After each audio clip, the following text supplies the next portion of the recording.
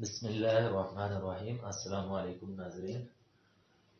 تو عربی کے اندر اردو میں این ٹی ایس یا ایٹا یا اس طرح کے ٹیسٹوں میں اردو کے حصے کی ہم تیاری کر رہے ہیں۔ تو آج ہم پڑھ رہے ہیں حروف علت، حروف علت یا حروف تعلیل۔ یہ علت کا مطلب ہوتا ہے کوئی سبب، وجہ۔ تو یہ حروف بھی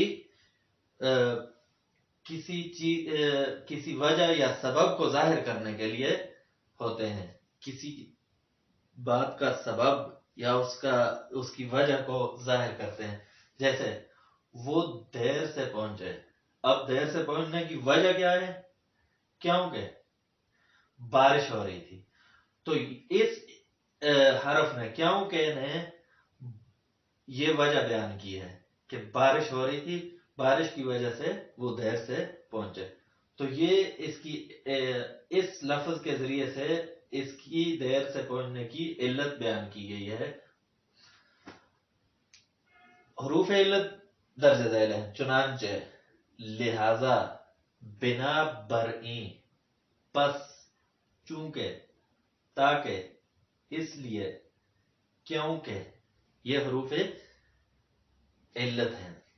اور حروف استثناء، استثناء کہتے ہیں جدا کرنا، کسی چیز کو کسی کام سے، کسی دوسری چیز سے جدا کرنا۔ تو یہ حروف بھی ایک چیز کو دوسری چیز سے جدا کرنے کے لیے آتے ہیں۔ اس کی مثال، زید کے سوا سب آئیں، زید کے سوا سب آئیں۔ تو اب باقی جو سب ہیں ان سے زید کو استثناء کر دیا، زید کو ان سے جدا کر دیا۔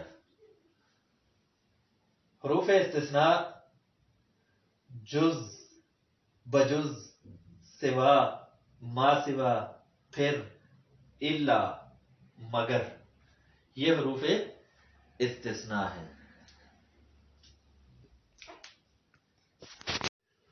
حروف تاکید، حروف تاکید کہتے ہیں جن سے کلام میں زور پیدا ہو۔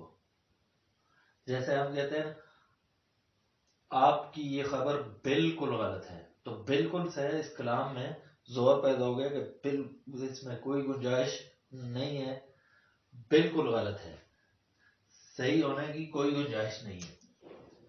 ضرور، یہ حروف تاکید درج ذیل ہے۔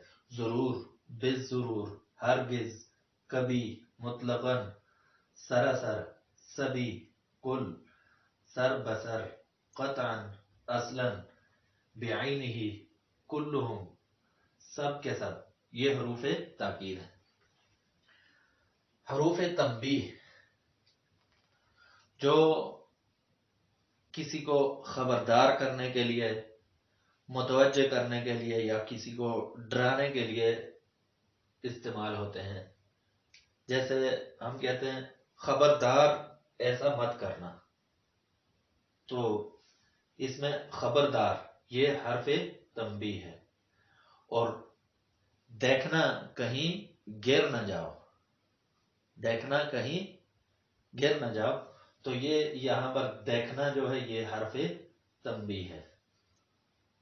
اس طرح ان کے علاوہ خبردار، دیکھنا، دیکھو تو، سنو تو، ہیں، ہوں، یہ سارے الفاظ جو ہیں یہ حروف تنبیہ ہیں۔ آج کے لیے اتنا ہی، اللہ حافظ۔